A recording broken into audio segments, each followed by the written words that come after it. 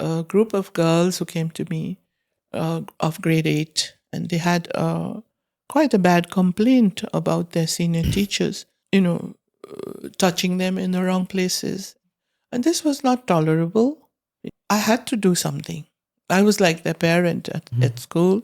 So I asked the teachers concerned, there were about 3 of them, would you please give me an answer? And then they were very angry. After they got the letter from me, they did not take it in the right way. And instead of that, they went into a huge non-cooperation movement, and they stayed away from classes.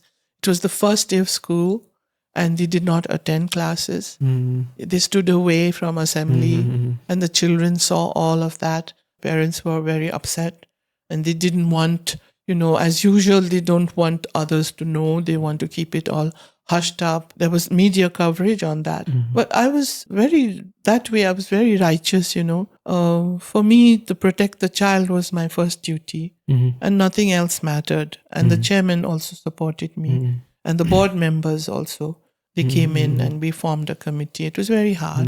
Teachers were very cooperative. Right from the start, I literally used to worship the teachers, because without them, the school would not run. Not a day would run without the teachers, right? So their input is so important. So we used to train them. We used to handpick them, and they used to be thoroughly ingrained in the philosophy of the school. Only a few would not imbibe the philosophy. And the school had this policy that children are respected. And that was very difficult for some of the traditional-minded teachers. Like, your child is a child to be kept shut, no, we believed in the child, we respected the child's rights, right? So they crossed the boundaries with that. Then I was there to defend the children, protect the children. Miss, I think this was the most heartbreaking news that I came across, that 34 years of running Shuvatara, it was actually closed. And there were different reasons surrounding, like maybe even rumors. So if you would want to clarify on why and how. On today's episode, we have Rani Gurung Kakshapati. She founded Shuvatara School in 1989 in hopes of creating a place where students can be prepared for the real world. We have invited her over to our studio to discuss the legacy and journey of Shuvatara. Welcome to the SJK podcast. Thank you so much for coming to the show. And I'm absolutely delighted. I'm so glad you reached out. I was thrilled when I got your message. And because you all are part of Shuvatara, I just could not refuse. So glad to be here. Yes. Reminds me of old times in the TV. Yeah. So, Miss Le, also go old times, boy. If you could start off a bit about how you started your journey in television. Okay. So I was working in the TV, in the radio, and in the newspaper also, in the Rising Nepal. I was a feature editor. I used to do reporting also. And when TV opened, we were the first to do, and we used to do everything, like you said. We reporting, we used to be producing with cameras on the streets. And then also the radio shows. The radio was like a feature program, news reading, and also running a feature program like a tourist program. And those were fun years. Miss Lea, did you intend to do radio from the start, or was it kind of you fell in love with the radio? It was actually just a chance. Actually, I didn't mean to do that. I got the offer, and they were looking for people who could read the news. And we went for an audition. And we got selected and started it off. It was really exciting, fun. And the newspaper also was good experience I got, yes. So, Miss, I would want to start off with the origins of Shuvatara, because I myself was in Shuvatara for 6 years. So that's a long time for me as well. As a kid, and in Sanepa. Yeah. It started off in Sanepa. I didn't really have the chance to go to Lamatar, but I was obviously there for sports days and events. Swimming. Yeah, all that. swimming Yeah, and all. yeah. If you could elaborate a bit on the origins of Okay. Shuvatara. Okay. Actually, I was looking around for a good school, which was really looking after children caringly, and I went around, and sad to say, I was not really happy. I was a bit of a fussy parent, I suppose. So looked around, and then we had this huge house, 3-storied house, and said, why not? We were all teachers in the family. Said we should start our own because we had enough experience and we had a lot of ideas about how we wanted education to be. So we said, okay, and we got a team together. We handpicked the teachers, and we got a group that were really very energetic and skilled. And 1989, March 16th, we opened our doors and to a very caring, new kind. It was new in that sense. It was like very child-centered, and we got about 34 students right on. And it was like literally the curriculum was made for each child. The menu was planned meticulously by Sham sir, the chairman, who unfortunately is no more with us. And we used to make momos on the terrace. The children were really happy because we ran a thematic curriculum, which means that we amalgamated all subjects, math, science, English. There were no separate subjects. They were small kids, preschool, grade 1 up till 2, we started off. And people started talking about the school, that this is a really happy place to be. Children love to come, and they were learning. They were good in arts and expressionistic dance, drama. We did everything. And soon, in 2-3 years, the numbers started picking up. We had 150, then 200, and it was enough for us at that time in the Sanepa premises. There was a bakery at the back somewhere. My husband ran a bakery behind the building, and we used to give children fresh baked cakes and biscuits. I don't know if you had any of it, but we used to really be focused on each child and parents, close contact with parents. And things like corporal punishment was not there, as you must remember, right? Yeah. A lot of colorful classrooms, expressions of the children put up, and creative reporting system where parents were called in, and each child was not only with a set of marks, but the remarks told about their behavior, their likes and dislikes, and like that. That's how we started. And then it went on, and it was difficult to control the numbers after some time. Ma'am, you said you had experience before. Could you elaborate, before running the school? Yes, it was. I was working in two ways. One non-formal and one formal school. It was a small school in India, Darjeeling, called Bethany. Unfortunately, it was a bit formal, but the one experience I loved was in the village, where I studied in St. Joseph's College and Loreto School. Then college was in St. Xavier's, and they had ex-students social service unit called Hayden Hall, and I volunteered there as a supervisor of the night schools. So I was experienced in night schooling, which was totally different from formal schooling. But to come to think of it, I like that now.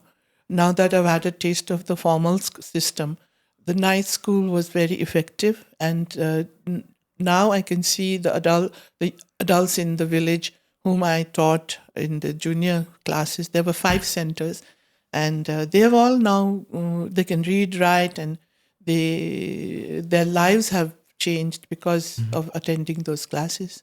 That's what I did.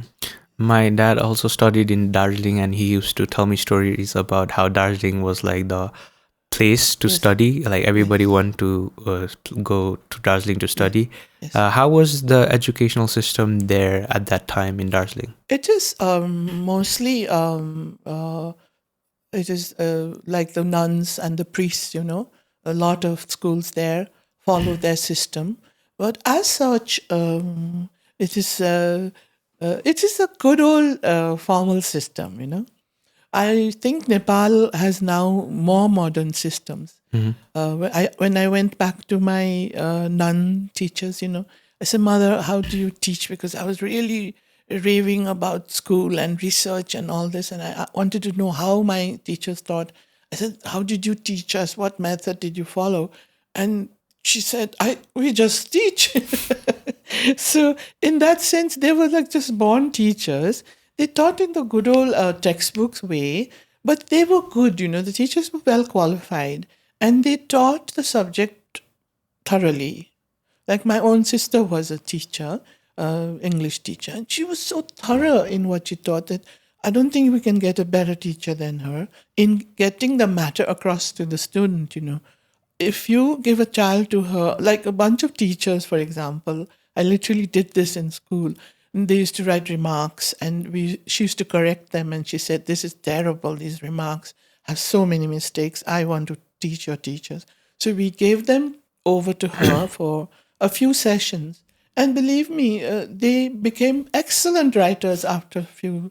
She had a way, the old teachers had a way, they had a dedication.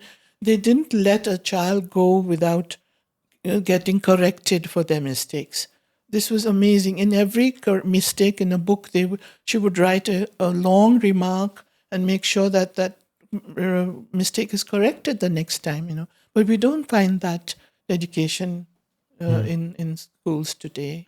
You don't even find a tick sometimes to see that the matter has been corrected, But the teachers of and even till now, I think the system there is still very good because the principals and all they are united, they all meet for professional meetings. They have lots of activities together between schools, and there's a strong respect for education, culture of education there.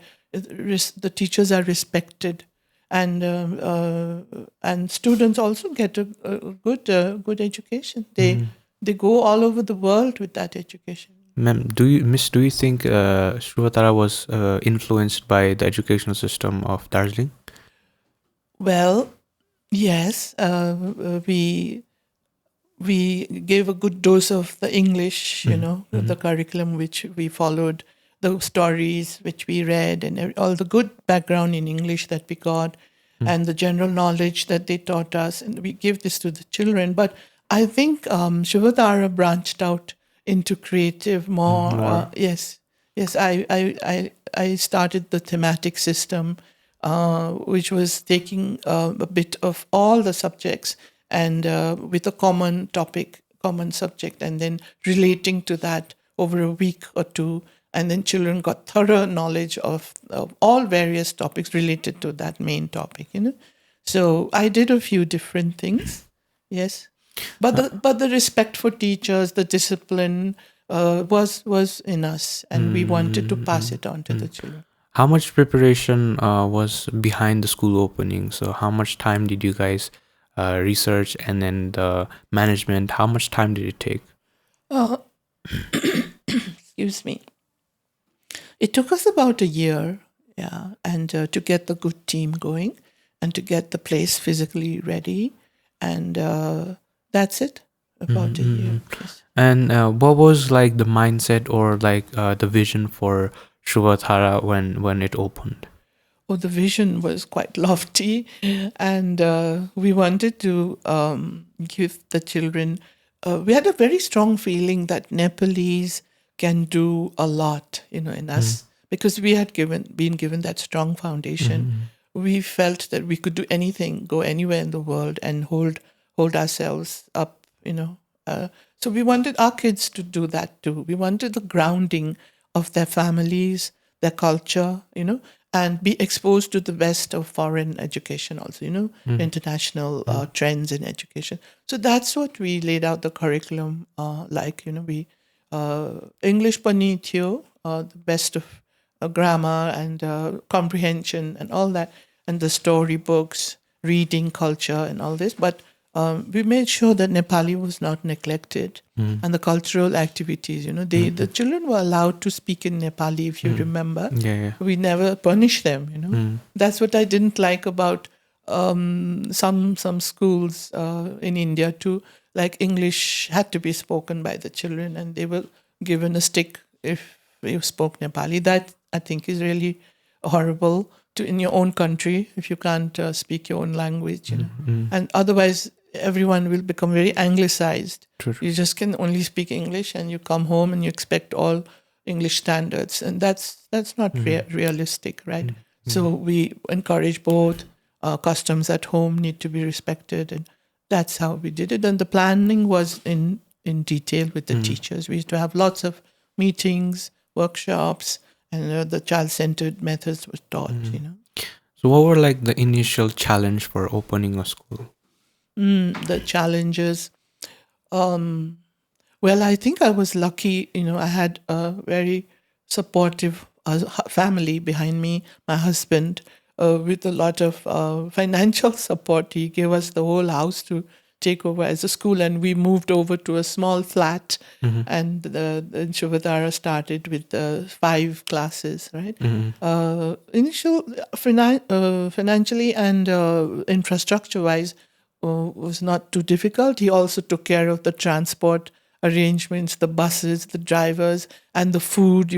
We promised that they should get good food, because a person with an empty stomach is a very angry person, cannot concentrate, right? So even for teachers, staff, everything, the same food, So he planned the menu. That way I was so lucky. And then I had to look after the academics and the extra activities.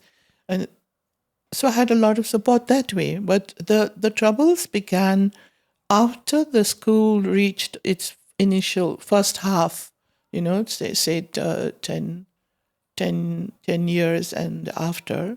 Those were really idyllic days. Like, it was fun, the dream coming true, children happy. And after the first batch passed out, perhaps the trouble started, the numbers started growing.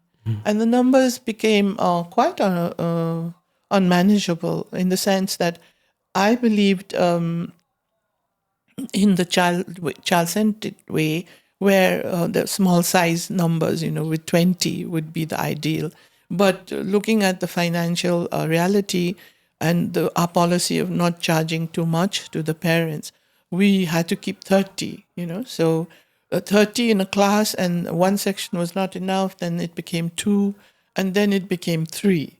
So the challenge was, that was a little bit of a challenge on quality, because you have to have the same amount of quality teachers, then the furniture, then all the infrastructure, and everything has to, buses, everything has to grow. So financially, though the numbers grew and it looked like we were earning a lot, there was a lot of investment too. So this whole balancing act, my husband helped me all the time, and I was really not worried about numbers. I just wanted the best for the children, the best of materials in stationery, whatever. If it was bad quality, it would be sent back. And we really wanted to give value for money, and the children should be happy and well-adjusted and productive, So the challenges came later. So I remember Shuvatara also had stationaries a lot that that you mentioned, that we used to go and then sneak up a bit and then take the stationaries. I mean, it was really good stationaries, to be honest. Yes. And as I told you. Yeah. And then, talking about extracurriculum activities as well, Shuvatara had one of the more different kind of activities in the school. So how did you plan those activities? Yeah, that's an interesting question. We had so many activities, and that was to actually balance the very, as the kids got into higher grades, it became more and more formal.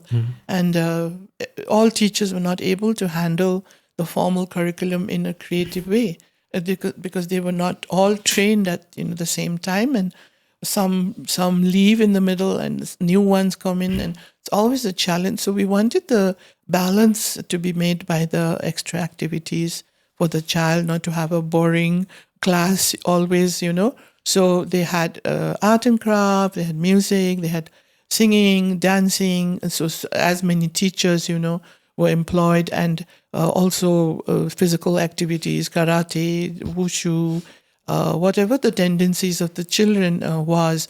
They could choose gymnastics or and that was taught mostly for fitness and self-defense also. We wanted girls especially to learn karate and self-defense, because that would help them to defend themselves in case of trouble. And we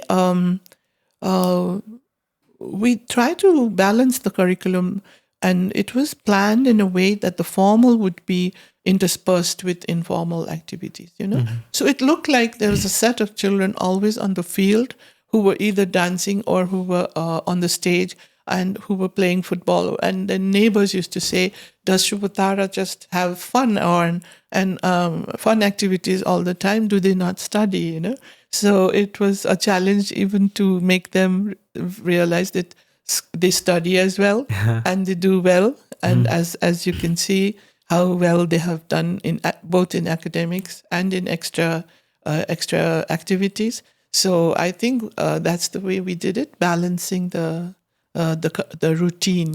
It was not just a set of boring classes, 8 periods of math, science, English, and then one day in a week change the uniform and have activities the whole day. And now that I look back on it, I think the uniforms were also really interesting. And now I think I know the value right now. But back then I was just a little kid, so it was a hassle for me to wear those uniforms. But I think now I can join the dots on why those uniforms were that. So if you could talk about why we had to wear our national uniforms, and then what was the thought process behind those colors and the uniforms? Yes, blue blue pants and a tunic, white shirt and red tie. They just looked good, They looked bright, and a child, we thought, should look bright and nice. And then we introduced the Daura Sural and the Faria Cholo, which the children complained, because the little ones, everyone had to wear it, including the teachers. Little ones with their long skirt like a faria, sometimes they used to trip and fall over it. And in summer, some parents complained it was too hot for the children. But we did it because, first of all, the blue and red was very attractive, and they stood out. It was a value we were trying to pass on because of the national consciousness. We were Nepali, and we should be proud to wear our national costume, proud to speak our national language, something like that. That's why we introduced that Nepali costume. Yes. And what about the sports wear? I think the houses. We had houses, right? Yes. If you could elaborate on how that came about as well. Yeah, houses. The starshine, sunbeams, and moondrops. Yeah, we just thought since the name of the school was Shuvatara and it was something to do with stars, we thought that name should also reflect starry, something star quality. So that's how the sunbeams came, and sunbeams was yellow, right? And moondrops was since the moon is blue, the moondrops were blue, and then there was starshine, sunbeams, and moondrops, and then I think those were the three. Yeah, I believe. Yeah. And then the houses were there, and if I personally saw that it kind of became like this pride sensation that I was in starshine. Yes. So for me, the people around me became more valuable, and then the competition was there. So how did you see, looking back, how did you see the houses separated? How did you see that coming about? And then what were your reaction that now people are oh, okay, they're competitive, and then it's they have a small kind of house, Yeah. it gave that little edge, that competition. And that's also, it was necessary, because in the house games and all, without a little bit of competition, there wouldn't be any fun. It created a lot of enthusiasm in the children. And of course, for the losers, it always was sad. But we used to teach that don't be too excited if you win and not too sad if you lose, because life is like that. We used to try and say this to you. And it just came about, the children love to belong to a house, and with the housemaster and the mistress, and give that sense of cohesion, and the identity. And now see how it has lasted forever. Like they identify themselves first as Shuvatara and then as a star shiner, or a moonbeamer. It's just the way that the school was organized. I think even the teachers were so proud that they were starshine, there was moondrops, and even they were competitive with the students itself. And I was supposed to be very aloof from all the competition, but there were two kids of mine who were in starshine, who studied in the school, and if I ever raised a hand or clapped for them, it used to be seen by everybody. So I had to be very careful that the others did not feel that Miss Rani is just, after cheering for her own children and things like this. It comes around. It's a healthy kind of fun, healthy competition. And I tried to encourage the healthy competition, even when you went out to play games with other schools and all. I used to see some very unhealthy competition going on. This made me very sad, actually, and I stopped competing in those type of events if it created so much bad blood, because it should be on a fun level. Schools will win, schools will lose. You're all part of a team in the education system. We shouldn't have cutthroat competition like we're not politicians. So it should be healthy fun, and don't be too proud of being a winner also, because it makes others feel bad. That's what we practiced, actually. Yes. Miss, did you mean like us competing with other schools, that competition? Yes. We should compete. We should try our best. When we used to win on many occasions, but the demeanor with which you win, I think, should always have grace, and dignity. You should not be so stuck up that the others will feel bad that you have won. They should come and congratulate you, and that creates peace, I feel, Otherwise, if you behave very mean and proud, then the others will feel bad also, and they will also start saying all things about you. So that I found a lot not happening, no tolerance among schools. Miss, how did you find the managing part while the school was growing, and then now there suddenly is a lot of people and you have to handle a lot of people? How was that learning curve for you? That was very hard. It was hard because I was not a total manager. I would rather be in the classroom singing and dancing or teaching the children, I would hate to make those management decisions, but I had to do it. I was the head, and bringing other heads, we brought a lot of vice heads, everything, but it always fell on my head in the last. It was difficult, but we tried to do it with decisions with a lot of consideration, for teachers or for staff or for management. If something had gone wrong, we always try to give them a voice to defend themselves. And the forgiveness attitude, like, okay, now don't do this again. So the warnings, don't do this again, like that, for most common mistakes, small mistakes. How was dealing with children? How was that for you? The children were always so endearing. They made a lot of mistakes. They were naughty, but we had to be strict on them. Show them that we will take. They will have consequences. But in the end, they don't mean harm. They are doing it because they're innocent.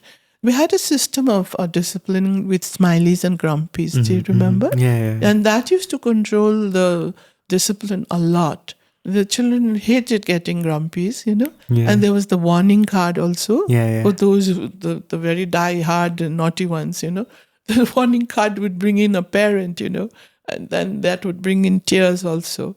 And it was like a big play acting, actually. Now I can say it. I had to I had to act very strict and everything, and all the tears. Then they would come to realize. The main thing was to make them realize and say that they were sorry, and they would try to be good. So that's it. That's No, I think I can look back and about the warning card. Yeah. I never received it, but like we always had that fear about warning cards, grumpies. Yes. And I think it makes sense now. To be honest, I don't think in all those 35 years the 3 warning cards led to a restoration. And there was, I think, just one restoration in the whole of our career. Which is also unfortunate. I feel sad. I just felt that no child is wicked and bad forever. In every child, they could have done the bad action because of some reason, compulsion. Some friends made them naughty to do something naughty, and they are always good inside. I just felt like they were divine. So literally, children were divine angels. They made me very happy. It was a happy school, right till the end, but we had problems a little later. Miss, if you could also talk about a bit about like teachers, and now that we saw the part of the students, if you could talk about a bit of teachers, how teachers were involved and stuff. Yeah, teachers were very cooperative right from the start. I literally used to worship the teachers, because without them, the school would not run. Not a day would run without the teachers, right? So their input is so important. So we used to train them. We used to handpick them, and they used to be thoroughly ingrained in the philosophy of the school. So when the numbers grew big, that became a challenge. The ones that you have groomed sometimes would move on for some reason, and then we would not be able to retain them for reasons of salary maybe, or some other school might take them away, or they would just go away for academic reinforcement or something. Then the new ones who came in were not familiar and with the philosophy, and that would pose challenges and very difficult, and then they would make mistakes. But we always tried to give them a long rope to learn, but they had to do things the way that Shuvatara wanted it. Like there was no corporal punishment. They would not be able to pinch the children, hit the children, The parents are not beating them at home. So we should also not do that. And anyway, that doesn't serve a purpose. So teachers were very nice. They learned so much. And the children loved them, They helped me to groom the school, bring it all the way up to what it was. And I think most of our teachers were wonderful. And only a few would not imbibe the philosophy. And the school had this policy that children are respected. And that was very difficult for some of the traditional-minded teachers. Like, your child is a child to be kept shut, no, we believed in the child, we respected the child's rights, right? So that was hard to think. And when that was, they crossed the boundaries with that, then I was there to defend the children, protect the children. And on such occasions, sometimes we had a huge clash with the teachers who would not see it from the child's point of view, or why the management is taking action. Yeah. How hard was it, because you want the best for the children, and some, as you said, some teachers might cross the line. Like, how would you control that in such a huge school? Oh, yes, that was... the children were the first source of information. They had so much access to me, I suppose they would come running and tell me that this teacher used this bad word on me or treated me badly, And then that's what happened in Sanepa School. There was a group of girls who came to me of grade 8, and they had quite a bad complaint about their senior teachers, uh, touching them in the wrong places. And this was not tolerable, and they were really upset. And their parents didn't know about it. So I had to do something. I was like their parent at school. So we asked them are you really sure that this is true, that your complaint is true? They said, yes, missus. It was not one or two, it was a whole group of them. So they wrote out their complaints and gave it to me. And as the principal, I had to do something. So I asked the teachers concerned, there were about 3 of them, would you please give me an answer to this complaint about the children, made by the children about yourself? And then they were very angry. After they got the letter from me, they did not take it in the right way. They did not reply. If they had replied me and said, we have not done this at all, this is a false complaint, then, some discussions would have taken place and maybe the matter would be resolved. But it was quite bad. I think the start of the problems was for Shuvatara with that incident. The school closed down for a whole week. The problem was not resolved. Yes. I don't know if you remember that. It was in the papers. Oh. Yes, because I took a stand. I said it was so bad, and it was indiscipline that we were not really blaming them. We just wanted an answer to the question that the children had raised. And instead of that, they went into a huge non-cooperation movement. They all organized, a group of them organized the whole teachers, and they stayed away from classes. It was the first day of school, and they did not attend classes.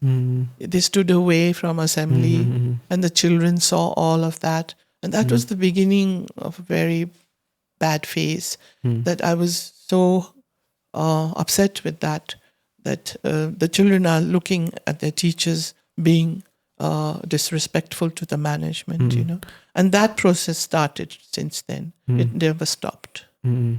Miss, this was in Sanepa? Yes. Oh, so while, because now that Shuvatara was rising a bit, how hard was it to keep that image to sustain the school? Yes, it was.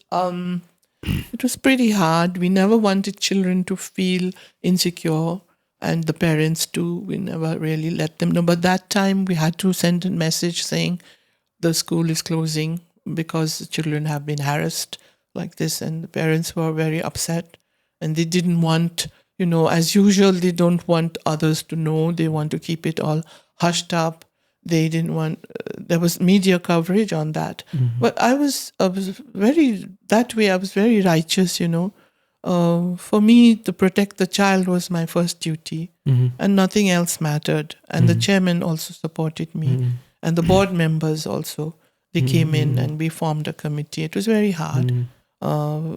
There was, but in spite of the bad image, the school just still went on with good work. We still had the other teachers to support us. So we had to carry on. We didn't want to let this impede the school's development. So we went on. But that little process of defiance and, challenge sort of to the management decisions had been started. And that went on rolling. And it was always there, undercurrent. And we always try to cover up and make things happen. I mean, it was a big strain, a very big strain on us, because we gave 100%, like tan man dhan. And others not doing that for not. It was a dream school, and somehow there was a chip in the armor, somewhere. Something was not going right from those times. Yes. I think it's interesting because the relationship you had with children, I think that came really well, and then how it shaped the school, that was also pretty interesting. And then because how because we as little kids were a bit scared of you. we as kids, like, you saw you in the assembly, and then we were a bit scared to go approach you. But I think as we aged, we kind of like knew that you were not like scary, you were just kind. And then once we aged, I think we could bond a bit well. Yeah. That is the relationship with the children was there from my side as well as with the other teachers. That was a hallmark, I feel. Very close relations with parents and the teachers, and the older teachers have till today. And like they just remember the school so much, and they can't stop talking about it, and I'm so grateful for that contact with my children, and I gel very well with the kids. I think more with kids than with adults. Miss, and I would want to share like how we loved the food, because like at Wednesday we had burgers, and I didn't really like fries, but my friends loved fries, so they would only get fries and I would get the burger with the soup. So like, how did you maintain the standards for food? Because I think it was such an important aspect for Shuvatara, and like we just loved the food. Now looking back on the schools that I have studied in, I think Shuvatara had the best food. Yeah, I think the credit again goes to Shamsa, because he was a foodie, and he ran so many restaurants, and it was amazing to see a businessman make his menu in the school so large-heartedly. He was not caring about how much portion to give the child or what the expense was actually, because the food was varied. It was burger on Wednesday, and the borders, in Lamatar used to get even better, like pizzas and macaroni and puris and jalebis and all sorts of things. They had a very good cook, and he set up his cooks. The chefs used to be there, the full trained chef and a whole team. The kitchen was like a hotel. A big hotel kitchen, and very busy place from morning till night, and the infrastructure, the dining hall, everything. There was no compromise on the quality, and we just wanted the kids to be well fed, healthy, and some were overfed actually. They were very naughty, the boarders especially. They used to eat too many hamburgers, but there was, like Sir said, they are growing. And if they want to eat 15 hamburgers, okay, so be it. But we used to say, okay, stop, because you're going to get sick. But no, they were not sick. They became huge and hulky. But they loved it. And the small children, of course, ate less, So from the economic point of view, also that was balanced. So in that way, food, it is a big plus point, as I see. Everyone is. Now, people don't have food to eat, right? And the way food was given there, and also given to the poor. Narayan Seva, there used to be in Lamatar. I don't know if you did it in Sanepa. This when we used to collect all the poorer people from the community, and they used to be served by the children. So that also imbibed some value of service in the children, So that's how food served us. I could also remember, like, there was like an elevator for the food, and then we used to get so much fascinated by how like the food came up, and then we had the food. So it was very interesting infrastructure back then. Everything like well placed and planned and invested in, so that there would be no compromise on the quality. But do you think it was also because you guys already had like a restaurant chain, and if you could talk about that a bit? Yeah, that is also very true. So it was his natural for him, he used to go into the kitchen and cook himself, cook jams for the children, and then used to organize dinners, teaching the children table manners, and a full 3-course meal. The borders got all of that, and unfortunately, we couldn't do that in Sanepa. The restaurant management techniques, the skills were definitely there. And anytime we needed extra cooks, they would be there. And children going on treks and all had cooks going with them. And the food that they cooked was of good quality, Some sumptuous dal bhat tarkari also. And it definitely helped. And so gave very generously of his ice creams. I don't know. Yeah. Did it come to Sanepa? I don't know. Ice creams. Think so. Sometimes, I think so. yes, Yeah, yes. sometimes. Yeah, we got ice creams as well. Yeah. That came from his ice cream, Azabko ice cream connection, and then always on the treks and all, on the trips to Kurintar, the resort. You got access to that lovely place because of him, of his resort. And then also bakery cafes used to sell ice cream, and Sanepa children used to get highest smiley awards, and they used to be taken out, to the cafe and eat ice cream and come back. Big treat for the children, that way. Miss, if you could elaborate a bit of story of bakery cafe as well. Yeah, bakery cafes were started by Sir with a very conscious effort to serve the underserved, the deaf people. So he trained them and hired them. And we were a little worried how it would go. But from the day one, it just took off, and people were so charmed by the waiters serving like that. And first we thought it'll create problems, because they wouldn't know what was the order, but it all fell into place, and bakery cafe became a chain. Yeah, I think the number one product was chicken momos. How they introduced chicken momos, because I think before that it was just buff momo, and then I think bakery cafe was one of the restaurants that really nailed chicken momos, and I used to love chicken momos. Yes. And then. If you could talk about the food as well, and then the restaurant, how it expanded as well. Yeah, the food was it was, I think, very nicely priced. It was not overly priced.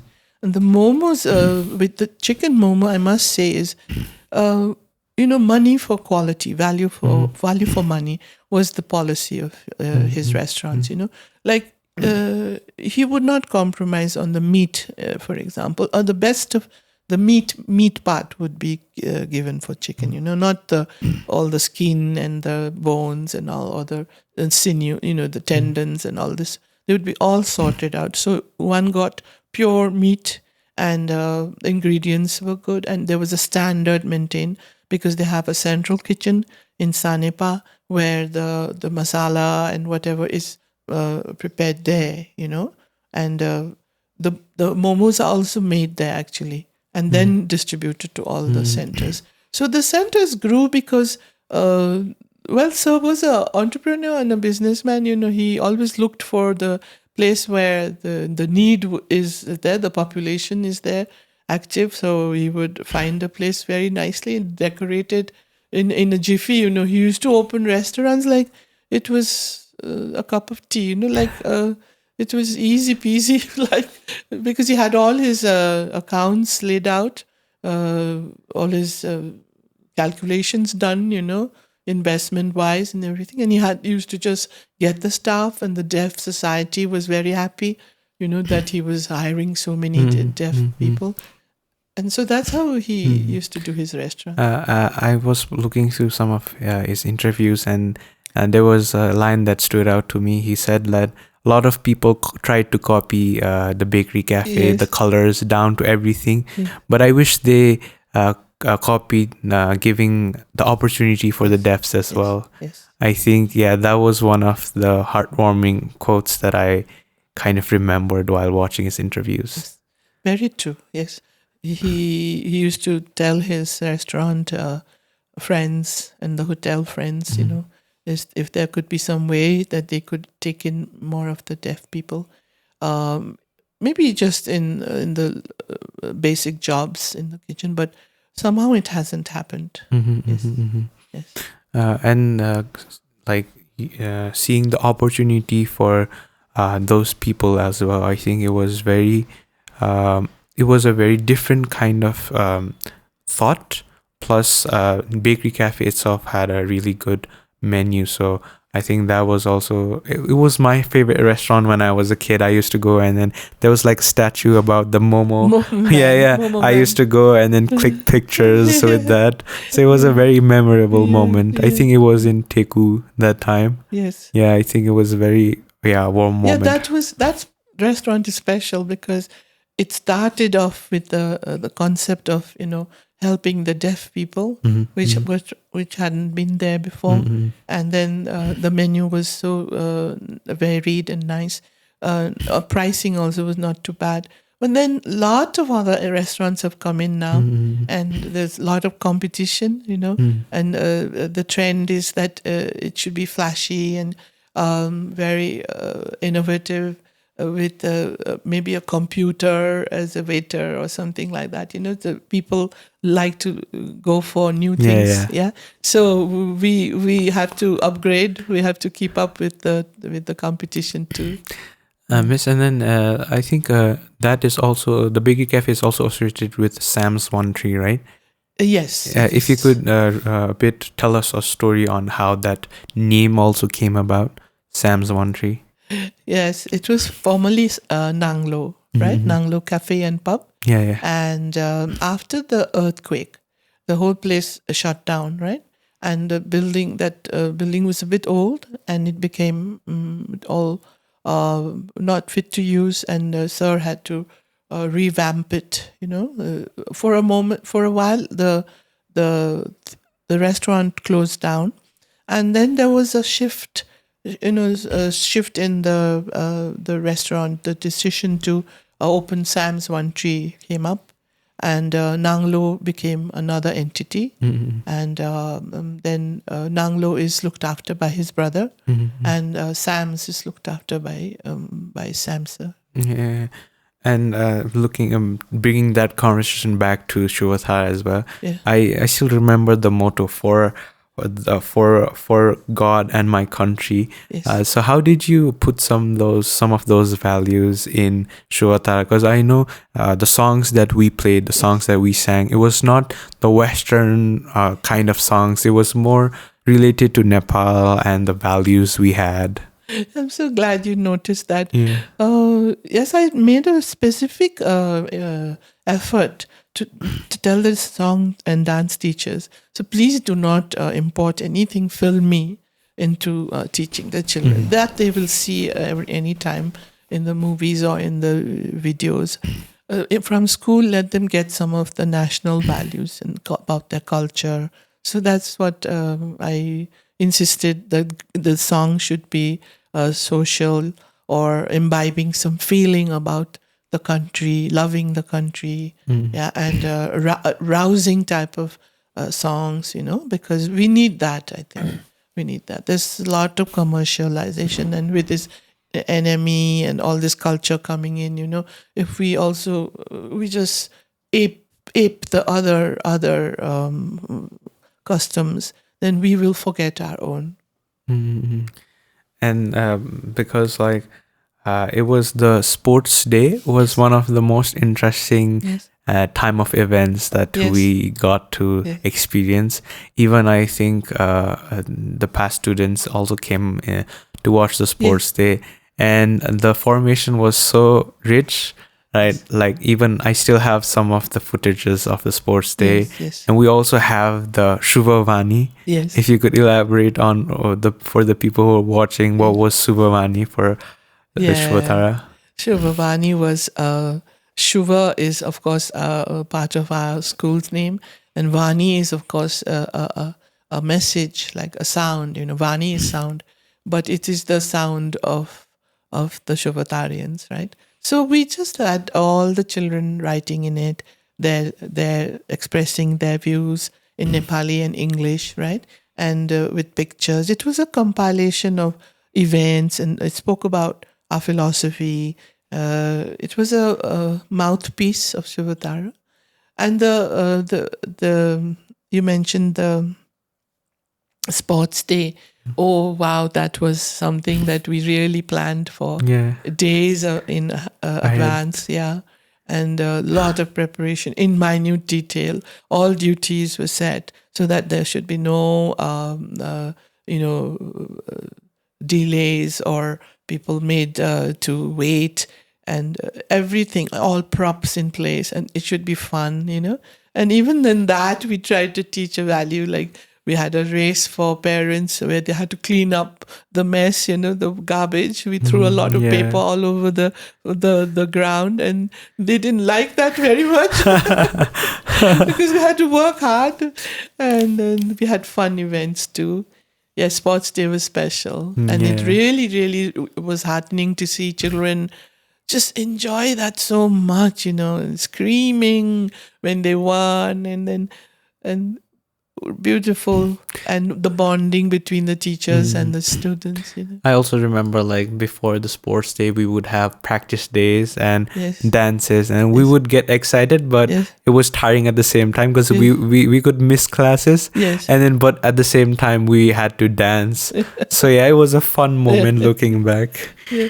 This is always since it was such an active school and so many activities going on, sometimes crazily, and it was always a tussle between the academic teachers and the ECA teachers. Like, you've taken away my student and he's weak in maths and he needs to be in class and things like this. And I had to blow the peace pipe and say, you make up for it later. And they used to take their studies very seriously. And we always had this sort of daredevilry attitude that, no, we will make up for it. First is they should do their extra activities properly, their project work.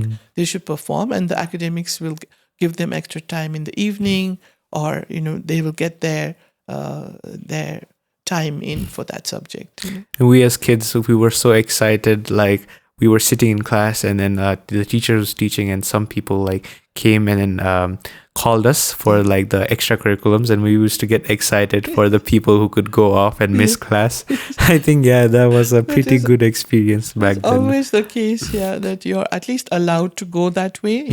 There are some, I think, places where it's very formal. You're not allowed to budge, and there are no extra activities as such. They just have studies the whole day, and they have to study for exams so hard, and they have to produce the marks, and that's all that is there to show at the end of the day.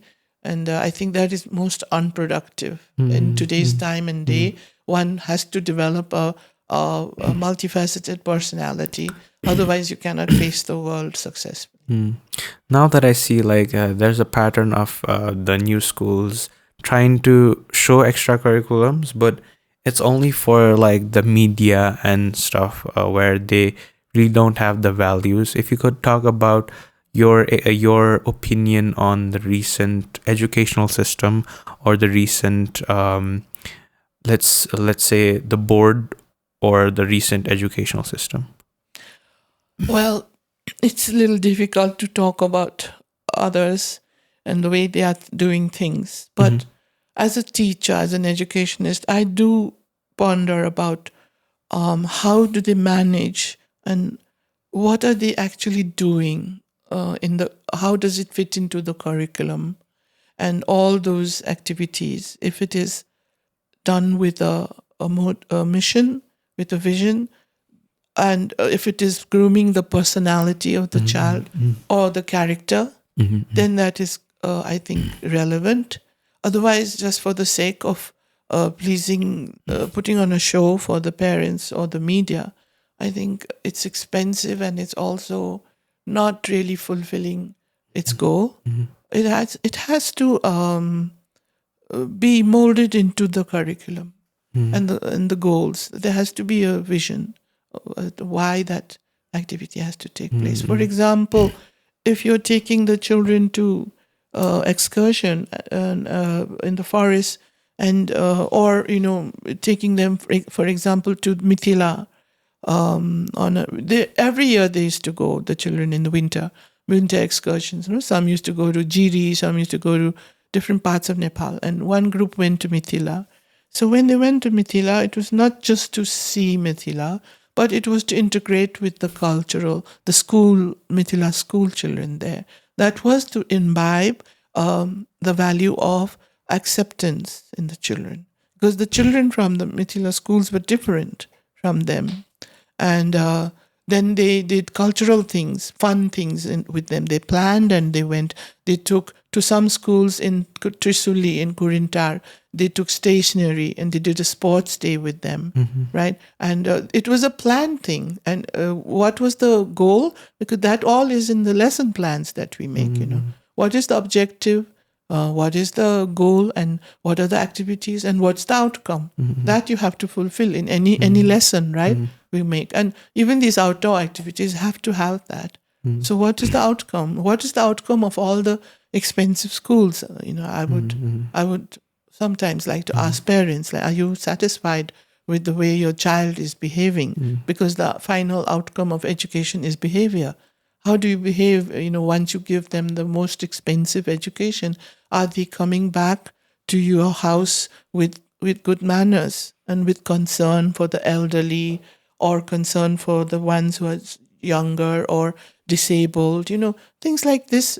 Have you become cultured and humane? Have you learned these values in school? It's learned in school. Because a child, of course, it's learned at home, first of all. But most of the time, the child nowadays is at school. So if they're not learning, if they learn this in school, it is very good. It's half the work done for the parents. And society will benefit from this. I think we also, Shuvatara also experimented with A-levels. Yes. If you could touch up on the ways A-levels were back then. Yes. We had a nice group for A-levels. In fact, my daughter also did her A-levels, and she did well. She got scholarships in 5 universities with it. And many of them are doing excellently in academics now, the A-level students. But notwithstanding the good results and all that, we were not happy with how A-levels was, their curriculum was not teaching about our own environment, our history, our culture. There was no subject that we could choose which would tell us about ourselves. We are just learning about the British history, or economics of another country. So I felt that in that crucial age, 16, 17, 18, you should be learning practical projects for to benefit your society and your community and your country. And your mindset should be growing to do something for your country. So we felt the A-levels did not fulfill that. So we gave it up, and we were preferring the +2. Of course, that had its own loopholes, but we were free to add on our own curriculum to it. So that's what we were. That's why we gave up the A-levels. Do you think it's because Shuvatara's morals and values didn't align with A-levels at that time? Well, when you talk of morals and values in today's world, you sound like a outdated person, or somebody very religious or spiritual. But not to say that. I'm not trying to say that. But we were not doing it out of a very moralistic decision. But it was not beneficial educationally for the goals that we had. The education goals that we had was to make the child all-round, blended, all-round educated, able to adapt to his or her society. And I don't know how far the foreign curriculums will teach the adaptation process, because Nepal is a very different reality. More and more our reality is becoming harsh, and we need to teach our children how to go back and serve in that harsh reality, isn't it? Otherwise, what is the use of education? Just giving them a degree or a piece of paper. They should be able to live and survive in that society and do well and make changes and make contributions. I think it was those A-levels and IB is more tuned for people to go abroad. Yes. So it's more like the whole model is for people to go abroad and then not stay in Nepal. Because I think if you stay in Nepal with those degrees or those education, I think it limits you a bit, because we are not as Nepal is not that advanced in terms of some sectors. So I think people might struggle with A-levels if they plan to study here. Yes, then you become a misfit, in your own country. So I think now the trend would be for the country to educate, the policymakers should introduce environmental education, climate change. Look what it's doing for the country. I mean, we're sitting on top of earthquakes to happen anytime. We've got glaciers melting, right? We've got dams that can burst anytime. We need to know more about our geography, our environment, our people, the depressed people, the marginalized people, and how their lives can be made more productive. No, the poverty level is so low. How can we live in in a paradise of our own only? Education needs to serve the country, and the ones who have the ability to bring in all these kind of trainings, the vocational training, they're not doing it. They're just catering to the wants of the parents or the students and sending them abroad. So what is the difference between those people riding on the plane and working in Dubai and and okay, our students will work will go to bigger cities and work in as part-time job holders and work in universities or colleges, but then they are serving another country, right? All that talent could have been tapped and utilized in Nepal. But then hope is not lost. I think young people are also staying back, right? And they're coming back, and it's very hopeful that they are doing enterprising. Shuvatarians are coming back, right? They have so many startup companies, creative companies. I'm so happy and proud to know about Patao, for example. And my son was telling me about so many ways that Shuvatarians are starting new things in society. That way, I think we have to move ahead. You are doing this job, look, and both of you. So nice to see this. Yeah. So one of the other concerns that I could see while like you and other people running the school was mental health. Yes. And I think it's an issue that has really affected a lot of students as well in these days. So how was dealing with mental health a challenge as a principal? Well, small children are not that affected. You never know. Some, you have an odd one with a severe learning disability or something. But in the senior classes, like class 7, 8 above, then as they are getting into the adolescent frequencies, they are facing stress and from peers and from friends in school, from home, they start building relationships, and then the parents start getting very strict on them, and then there's pressure of the teachers to study and get better grades, the parents also, relatives. It's extremely stressful environment, and there are no counselors in the Nepali schools. There were none as back then, when Shuvatara was going, and we were lucky that we got a very, very good person who was caring, and his time in Shuvatara was the most active. Like there was such long lines of children wanting to go to him, and he didn't really share with me the names. I never asked him about any particular child, but if there was a problem, he would share it with me. If there was a concern that we needed to contact the parents, or if like there's concern for their well-being, if they were going to do something destructive to themselves. And he used to tell me that they are so stressed, that even by the simple things like a teacher's behavior towards them. Like if it's not caring at that age, it really hurts, So if you don't understand mathematics, then the teacher tells you, "Iti pani aundaina," bhanera, in front of all the friends and the peers.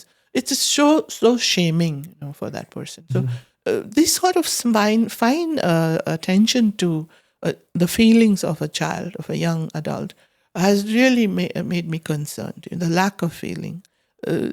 You are made fun of in front of others, Maybe you have a different accent, you have a different color, or you have a different gender, maybe. You have a gender issue.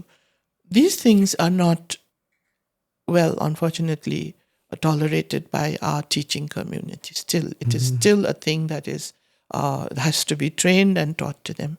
Trainings have to be done in schools for teachers, parents, how to counsel the child, and counseling groups have to be made. The government is not even aware of all this. I also remember that we used to do meditations in class as well. Yes. And I think yoga was also a part of the curriculum. How was that a thought to improve mental health as well? Yes, of course. Mental health is greatly helped by meditation and yoga, and general health is improved. That's why we introduced it, and it's also a touch of our culture. That our Eastern values. Now the West is so crazy about it, and they have become our teachers, right? They come out with so many packages to teach us, and we pay huge sums of money. But yoga here, it started from the East, and I think it's a shame that we don't know about it. That's why we had it, and meditation too, just to relieve the stress that the young people face. And then they need a friend to talk to. So if they don't have a counselor, if they don't have a good friend, at least they can do meditation. And if you are taught meditation properly, you can practice it yourself, to relieve a lot of strain, to help you become healthy. So since you also taught, did you ever miss teaching students that once you were the principal? Yes, that is a very good question. Not enough time to go into the classroom, I used to enjoy, but my son tells me I was a very bad teacher because he tells me I used to go off the topic. So I used to admire teachers who stayed on the topic and made their lesson plans so well and stuck to their, lesson plans. And I was a very bad teacher that way. I never had a lesson plan. Oh. I was an impromptu teacher, always filling in for someone. So I could take any class anytime. So Miss, as Shuvatara was in the rise in that era, how did you feel with the team you had? What was the feeling going through when Shuvatara was at its peak? And how did you guys humble yourself to be having the same values and not changing and making it more expensive for the people? Oh, wow. What a question. How do you think of these questions? Wow, this is amazing. It just reflects, I think that's because you're a Shuvatarian. We used to tell the children, don't become too proud of being on the top, and that's what we followed. In fact, it used to make me worried, because there was so much attention, and then people came to know about us, media, and they want interviews, and then student admission pressure, and all the big wigs also want, and then you have to cater to that. And we're just humble teachers. We want to be left alone to do our job. That's what my policy was. So I was not also good at marketing tricks and all this. I didn't know how to promote the school. People used to do a lot of hire people to do that. I wasn't good at that, but I used to feel our work and what our children do is our advertisement, and people see their behavior. They want to bring their child to our school.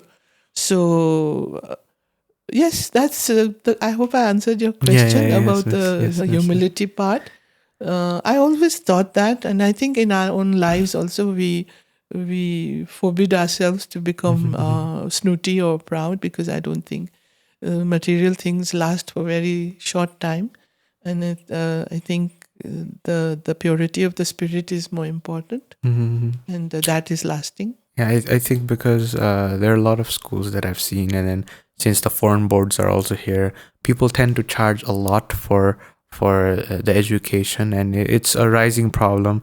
Even it's seen throughout Nepal, and since because Shuvatara had a lot to offer, how did you guys maintain the fee and not make it so expensive that people couldn't afford it? The main concern was the parents. No, we knew that Nepalese parents cannot afford that much. They were middle class, and if there was some middle class, there were many who were lower middle class, and then there were so many scholarship students. 20% were scholarships, right? And so we felt for them. We had promised them that it is not an elite school. It was a school for all round development of their children, affordable school. So we had to keep to that, no matter what. So we used to run at a loss even, and so we used to run to Sam Sir to pull in, give us the salaries sometimes, because the fees have not been raised on time for the teachers' payments. And teachers' salaries also were a challenge, because though it was at par with the government, which was quite high, they had raised their scales, and with all the facilities they got, it was quite a balancing act, We had to try it, but we wouldn't change the policy. Yes. Miss, how was the transition from Sanepa to Lamatar? Yeah, that was quite traumatic. Sanepa was getting so crowded, with 800 students there, and then 400 more was added when the borders joined them, and so it was.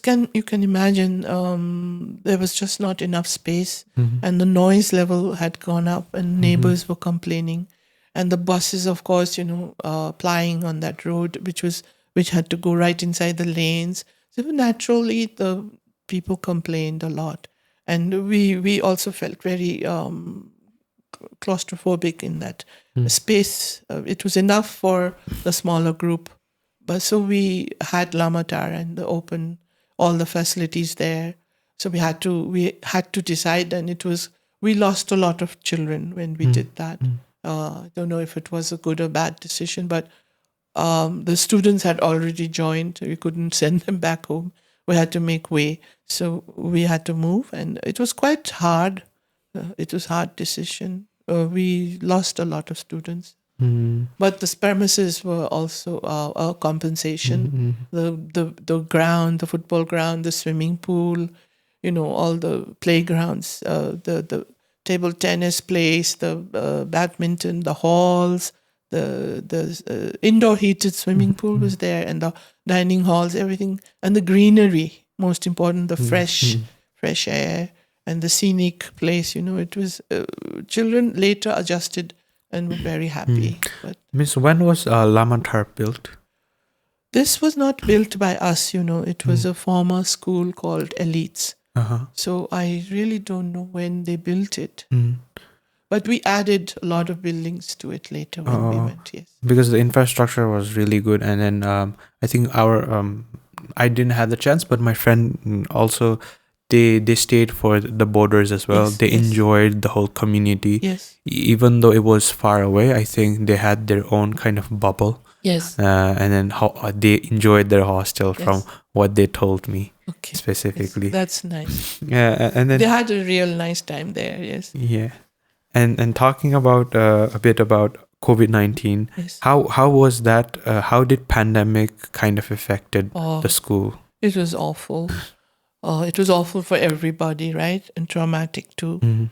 We did online classes, and we trained a lot. And I think our online classes were quite good, though there was no assessment of it by the government. I think we were very religiously sincere in doing it.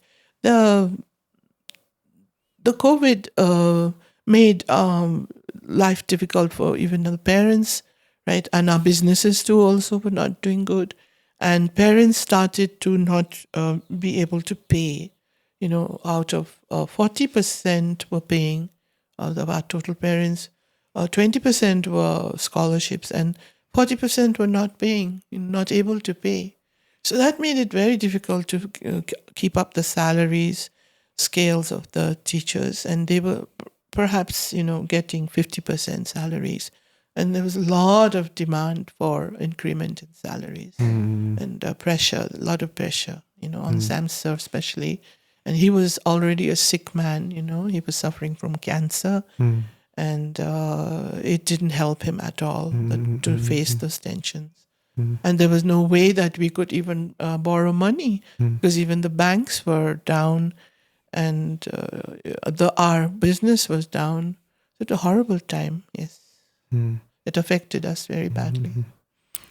Miss, and then other topic that I want to bring, it's bullying. So I might have been a part of bullying in other schools, not really in Shuvatara, but I think even as a principal, it's such a huge factor to look at. And I think bullying भनेको जहाँ पनि हुन्छ, अनि जुन चाहिँ avoid गर्न अलि गाह्रो नै हुन्छ स्कुल्सहरूमा.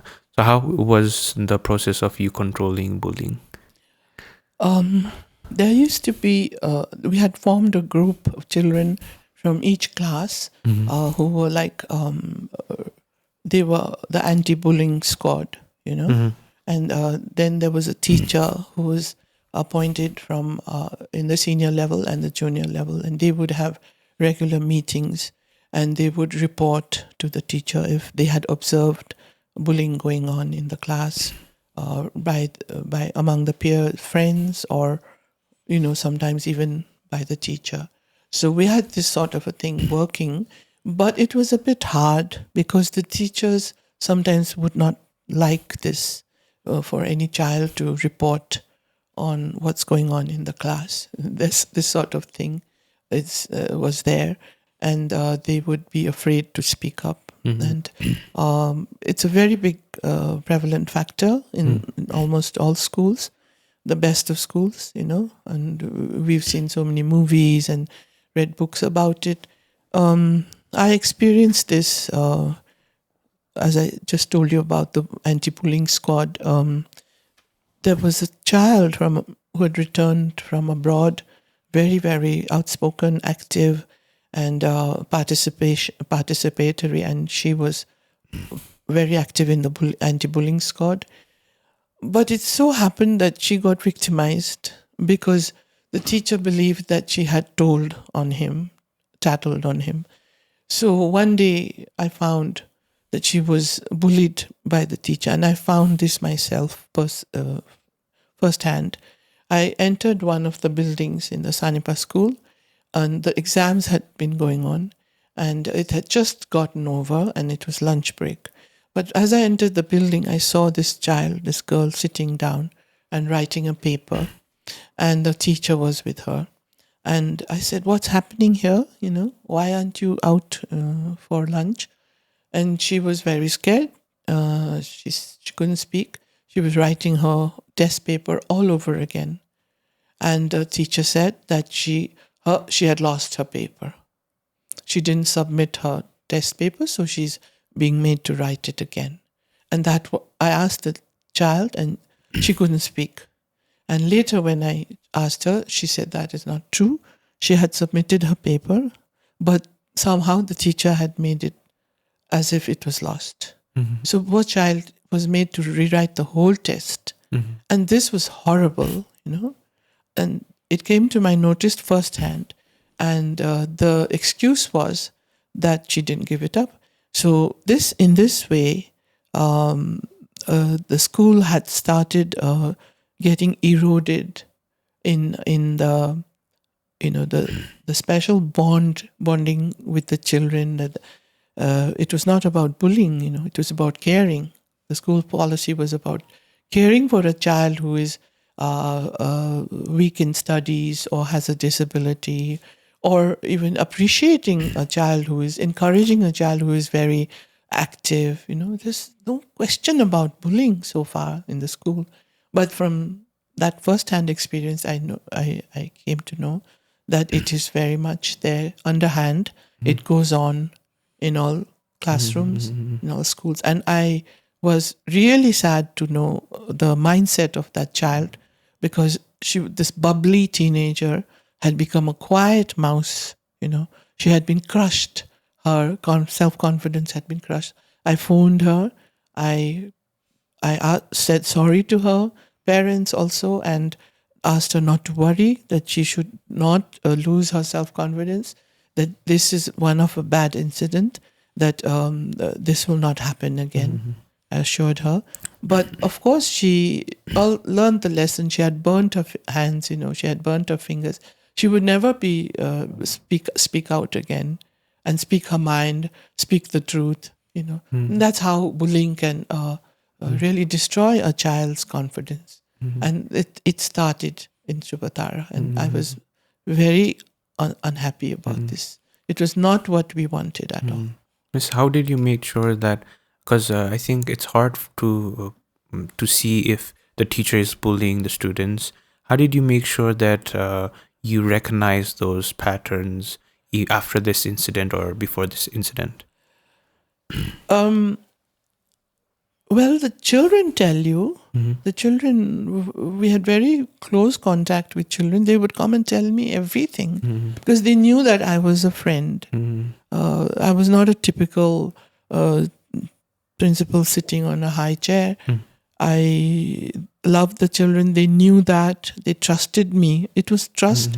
And we used to cross-check, of course, if they were saying the right thing or not. We had to believe the children, and then sometimes it was very obvious also. We could see it happening, and then we used to pull up the teachers. They used to get warnings. It was not easy to even chastise the teachers, because they had an organized group, and they used to always take it to that group and make a big issue out of it. So we had to be careful also when we blame them. It's not easy to deal with it. But the children themselves should be encouraged. And so this goes to show that the adult should be approachable, the adult around the child. Even the parents, I would say, if they complain of anything, to give a supporting ear to it, and not just jump to conclusions, but look into the matter, and the child needs support. I don't know if you could relate to this, but sometimes when you are a bit soft, and you might have to, because you have a lot of responsibility, you have to act and then deliver some messages which are not pleasing, or tell somebody that some heavy news about these stuff. So how did you manage the challenge? Very big challenge, and especially as a woman principal, and dealing with a lot of male teachers, who were not ready to listen to you. You have to continue to keep your balance, keep your wits about you, and your trust also in yourself, and speak the terms politely. Try to get them to your side by being reasonable and explaining all the points. But if they don't listen, or if they keep continuing the bad behavior, then you give a warning, which is in right. You give a verbal warning, and if for some it will work, just that one warning. Others, you need to give a written warning. Now, as soon as you give a written warning, as I told you earlier about the case of touching the children in the wrong places, they took that matter, and the school took the stand, and it became a big issue. It closed down, So you have to be ready for that sort of thing, as soon as you give a written warning, you never know how they will react to it. Some will react okay. They will have a discussion. But at some point, if it's a little touchy issue, then they will react very negatively. And then the whole thing will flare up, and you have to either be ready to, let the children know, let the parents know, and who knows, even the society will come to know about it, or you just make a compromise. It's a constant sort of a battling going on, and no ease, no peace of mind, lot of tension. Miss, I think this was the most heartbreaking news that I came across, that 34 years of running Shuvatara, it was actually closed. And there were different reasons surrounding, like maybe even rumors Yes. or of maybe not teachers getting paid, Yes. and those kinds of rumors. If you would want to clarify on why and how. Yeah, thank you for letting me clarify. It has been a very difficult topic for me, and I've kept quiet about this.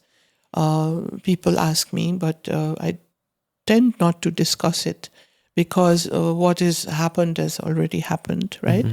And there is no point in raking up the negatives.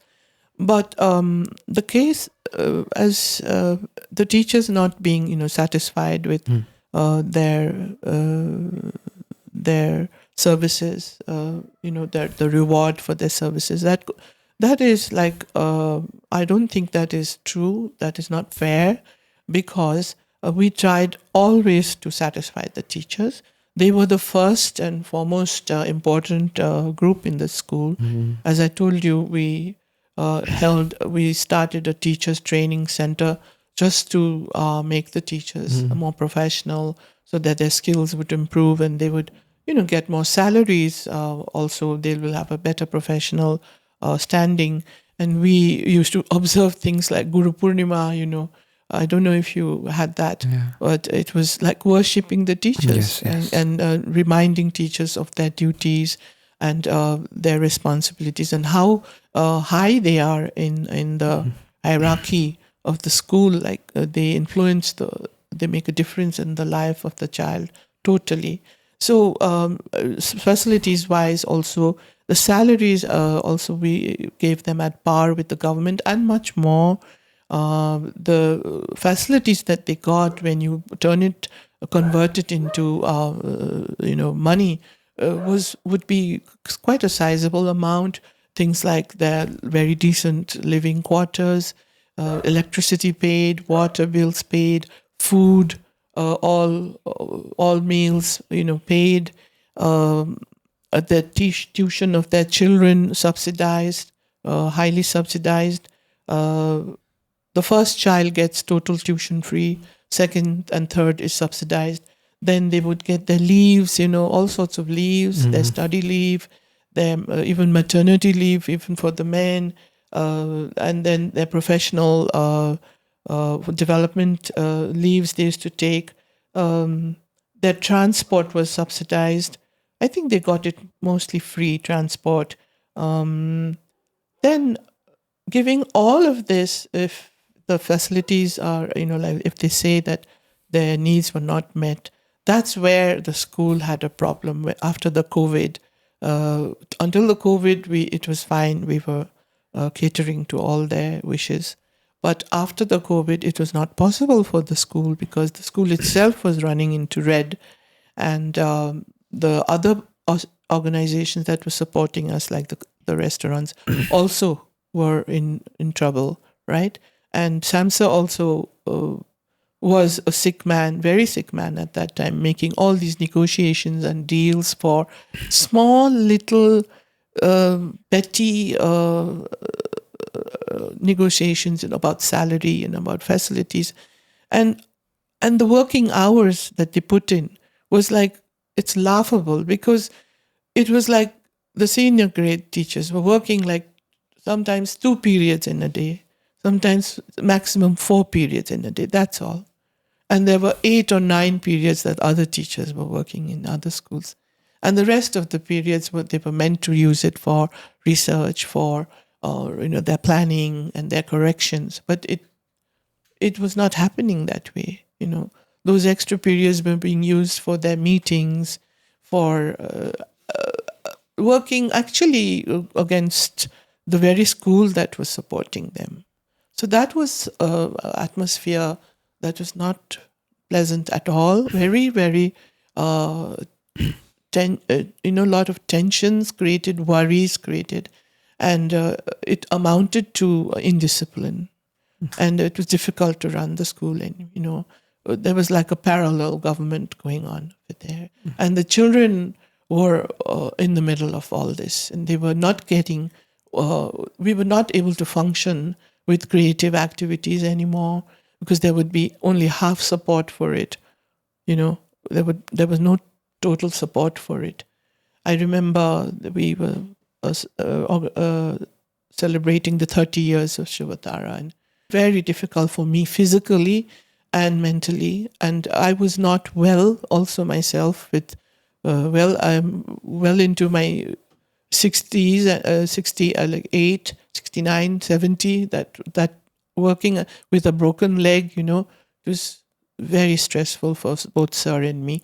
And in the end, because it was a school that had so many visions, high values and ideals, it was difficult to compromise that we had to function in this way, at half our level or almost less than that also.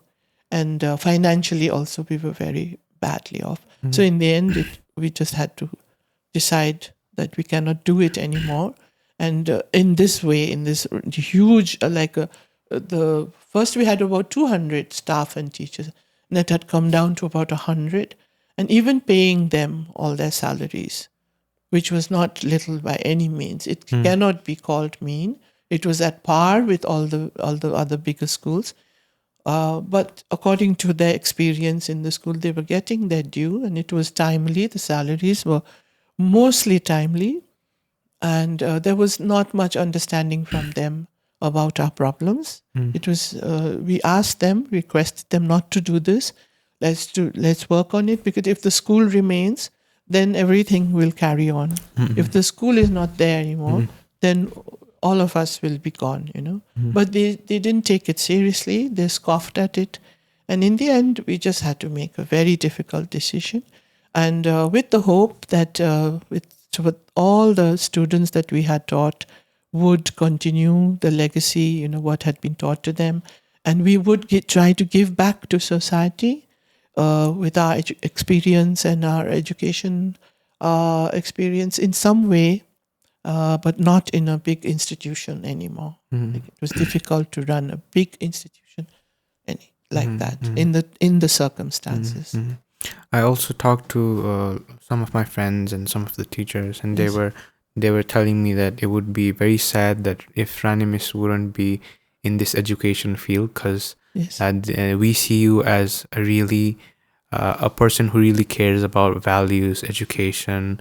So if you could touch up on what are your plans after the closure of Shuvatara? Yes. Some people ask me to run another Shuvatara, and it is such a lovely thought, but one has to be realistic, and the energy left in the body is not the same as before. So even if I tried, I don't think I could run another big school, but a small school could be materialized if I get the team that I'm looking for. The team of committed and passionate educators is what I need.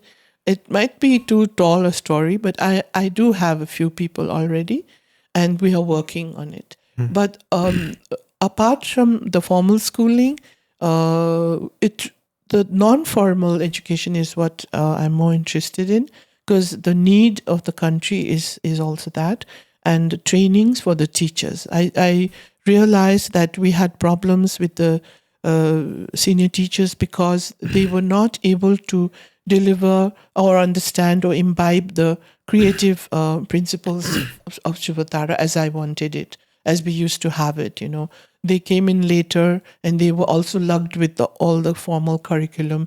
So it was not easy for them to deliver the creativity part. But at the same time, the attitude towards, the children and like even helping them when the weak ones need extra help, even for that, we had problems because they would only take extra money for that, And Shuvatara was not about taking extra money from the parents for just Shuvatara education should have been so good that they don't have to take tuitions for understanding a topic. It should have been dealt with in the class, So the good teachers would do it, but then there were some who wouldn't listen to that. And so this tuition system started, and it was impossible to fight that system, because they were embedded in that practice. So it was unpleasant, and we felt we were not delivering the promises that we had made to the children. It was not fair on them also. It was not fair on ourselves also. We were working with every tan man dhan banini, but being sort of taken for a ride on it, So there was no other way, and we felt very bad, but it had to be done. It's like you talked about the tuition system. How do you think that affected schools and the education on children? Terrible. It's terrible, but the parents would not see it that way. Maybe it's not their fault because the learning that has happened in the class is not enough, and their child hasn't understood the concept, and then maybe it's not the teacher's fault also because the curriculum is so difficult, so imbalanced. In some cases it is very easy, in some it's very hard, and it is not age-wise, balanced that way. The load is too much. So the children in grade 9, 10 are learning 8 also. They're learning things which the college students should be learning. Why is the curriculum so imbalanced? So I would like to work on this with the schools who are interested to bring about change, and also the government, local governments, and we will, thrash out the issue of our imbalance in the curriculum and try to make improvements for the sake of the children so that they get to learn what they need to learn, and what they can understand, and teacher training so that the teachers will teach in the classroom, and it's not just about money and tuitions, and so the parents don't feel threatened and then run after tuition teachers for their child. It's a rip-off actually when the exam time comes. The amount of money that is parents pay for tuitions, yes. Miss, and if you have a small message for Shuvatarians that are watching this, what would it be? Well, Shuvatarians are my hope, and they are my love, and I really care about them, and the teachers too, and I thank everybody for having put their trust in Shuvatara, and keeping their loyalty to the school even after it has closed down. And this gives me such hope that we can work together for society, which has always been my wish, to give back something to society, because we all happen to fall in a privileged class. So there's so much blame that also is put on private schools because we are privileged. So we should refute that. We should work in such a way that we serve the needy. I want Shuvatarians to join me in some projects, pet projects, like the Grains for Life project, where we used to send food grains to very needy institutions, and other things like the Sanepa Swatha Sanstha, of which I am a patron, and Sam Sir was also the chairman. He used to run it very well for several years, and now since he's gone, I am there. I would like to make that a free clinic, continue with the free clinic with 16, 17 doctors, with free service. And I would like to give them facilities like the X-ray, the dental chair, the free, almost free medicine shop, things like this, and pay for a few very vital staff there.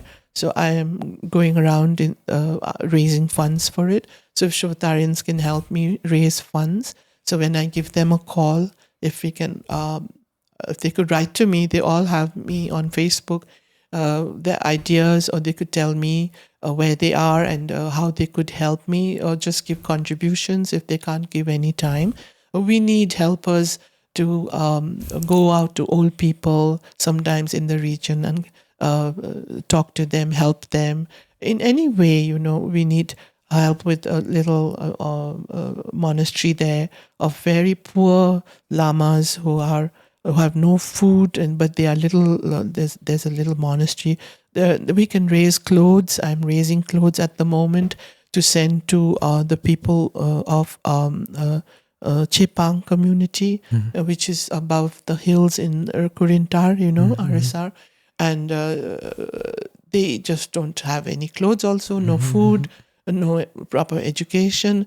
We can go and give teacher training there. The Shuvatarians can help me a lot by just being like my hand and feet sometimes, when I need to send them with food or clothes. We can make small teams. We can do fundraisers and just keep in touch and run a newsletter and put it on YouTube. What all the Shuvatarians, where they are. It would be such a nice thing to do. Who's doing what, If not, we could start a e-newsletter just to give the news to society so that the Shuvatara legacy will continue. We will spread the love, spread the caring, continue with it. And just because one institution has closed down doesn't mean that we should lose hope.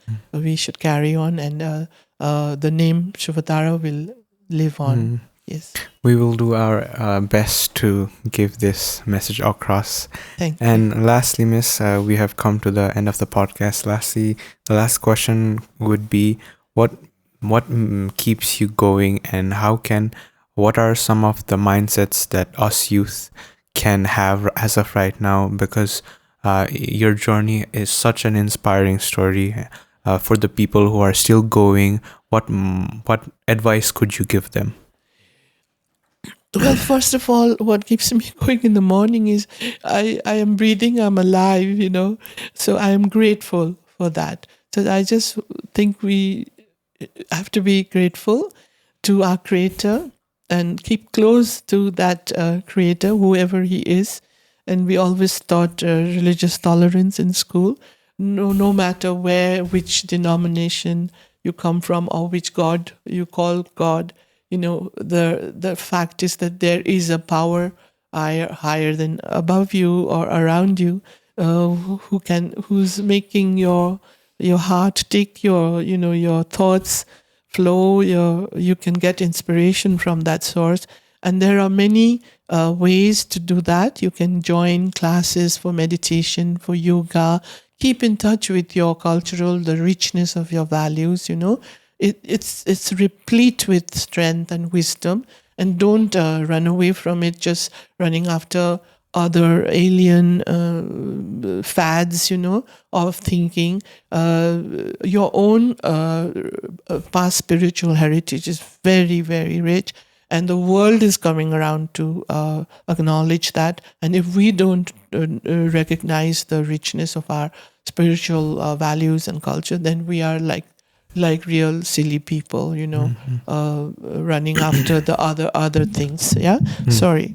And maybe we should keep the hope alive and be happy with small things. Yeah.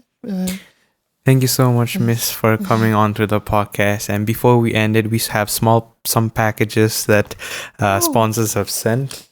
Oh, so sweet of that.